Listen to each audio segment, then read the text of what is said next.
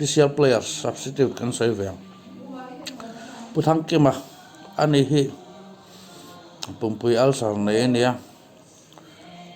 adam lawa maro sorang khel sam torin kan be se ya adam lo tak tak nge annu alau wangin adam lo der nge po kan sachi alawa po chuni se adam lo tak tak han ngai sakila annu hi atul ni chuanin kan phone me nga i aron ahmel ta poron lan tura ngai taila tin putea ani hi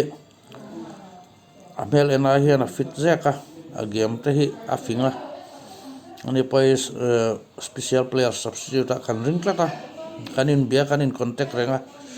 ron kalatum nin kan sia kan lom le substitute min ti phui sui dona tin pungai om le ani hi exercise la thale ma ya ton lai afit to antin annu jin bo boka afit to ra kan ngai annu jin bo lai ne ni pathum ba ka hianin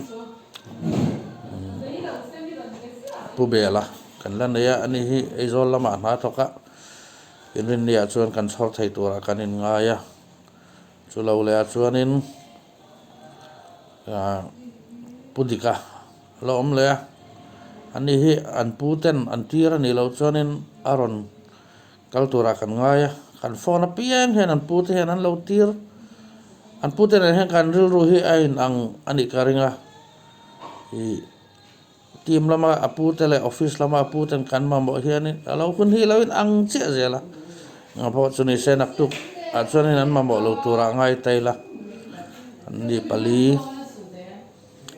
hi kan nei nia